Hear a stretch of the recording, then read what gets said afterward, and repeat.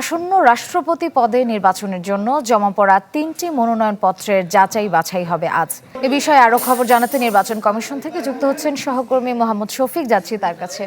শফিক, আমাদেরকে সবশেষ খবর জানাবেন, রাষ্ট্রপতি নির্বাচন নিয়ে সবশেষ কি সিদ্ধান্ত এসেছে?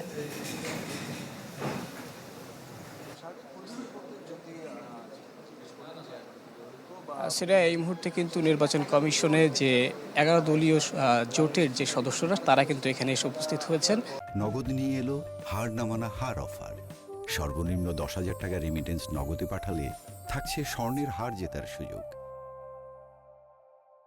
এবং তারা যে নির্বাচনের যে নমিনেশন পেপারগুলো জমা দেওয়া হয়েছিল সেই যাচাই বাছাই প্রক্রিয়া দেখতে এসেছেন। সকাল 10টায় এই যাচাই বাছাই প্রক্রিয়া শুরু করেছে নির্বাচন কমিশন এবং একটু পরে অর্থাৎ 12টায় বিএনপির পক্ষ থেকে প্রতিনিধি দল এখানে আসার কথা রয়েছে। তবে 11 দলের যে প্রতিনিধিরা তারা 10টায় আসার কথা থাকলেও তারা 11টার কিছু পরে এসে পৌঁছেছেন এবং তারা কিন্তু এই মুহূর্তে নির্বাচন কমিশনে রয়েছেন। তারা যে কর্নেল অলি আহমেদের যে দুটি যাচাই মনোনয়নপত্র জমা দিয়েছিলেন সেই দুটি মনোনয়নপত্র আসলে যাচাই বাছাই যে প্রক্রিয়া সেটি দেখবেন। যদি কোনোটি বাতিল হয় সেটি কিন্তু তারা একটি বাতিল হলে অন্যটি আসলে যাচাই বাছাই করবেন কমিশন। এর বাইরে আসলে বিএনপির পক্ষ থেকে মির্জা ফখরুল ইসলাম আলমগীরের যে একটি মনোনয়নপত্র জমা দেওয়া হয়েছিল সেটি আসলে যাচাই বাছাই করা হবে এবং সেটি যাচাই বাছাই পরে আগামী 20 তারিখ নির্বাচন হবে। যদি কেউ প্রার্থিতা বাতিল করে থাকেন তাহলে সেটিও কিন্তু জানানো হবে। তবে একটি ব্রিফিং হবে, ব্রিফিংয়ে আমরা বিস্তারিত জানতে পারবো।